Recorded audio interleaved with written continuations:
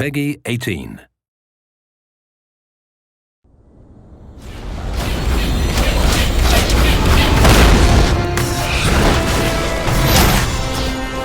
There's nothing better than encountering a monster and just having a hell of a time trying to kill it. And you finally triumph and you have that sense of accomplishment. You know, there may be 10 ways to defeat this enemy. One way is the best, and you figuring that out is what makes that exciting.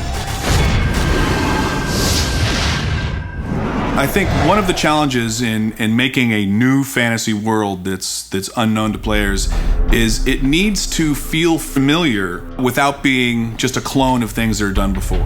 Get it? Yep. All right. We've sort of taken a very dark spin on some of the classic creatures you might expect to find in a fantasy game. As if we didn't have enough troubles. As an animator, we have some great creatures in the game that are super fun to hand key. We look at references, spiders and alligators, reptiles, birds, all these things. And it's going on the stage and shooting all day in motion capture. Action. The studio here is great to just fire it up. You can take an idea, motion capture it, process it, and put it in the game, on the same day. Run for it! We're trying to give the player an experience of wanting to move through the areas and kill all the creatures that are stopping them, not just for the sake of killing the creatures, but to find out what's going on. Somebody please! Help me!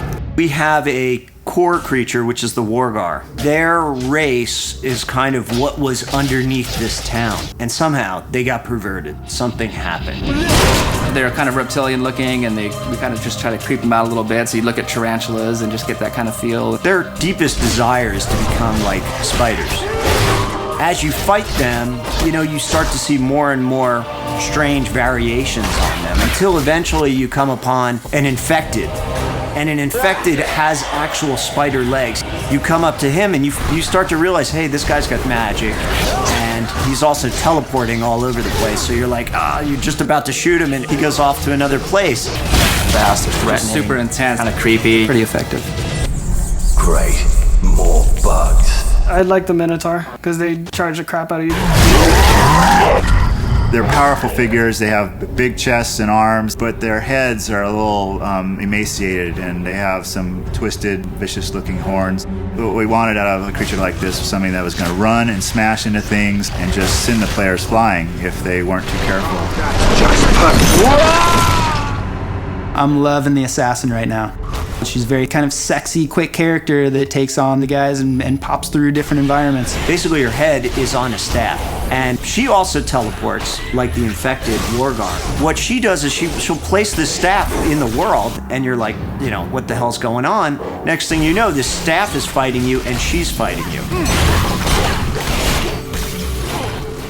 Anuvin is the dark force behind whatever badness is happening throughout the land.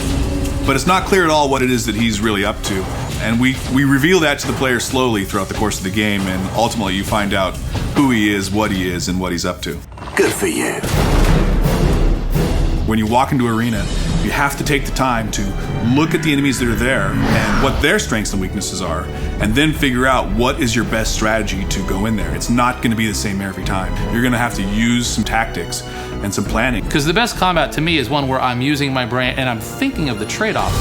Action, chaos, then you take a breather and you get a story moment, and then it leads you on your path. I think overall it's just this really rich experience. It's a great world to delve into.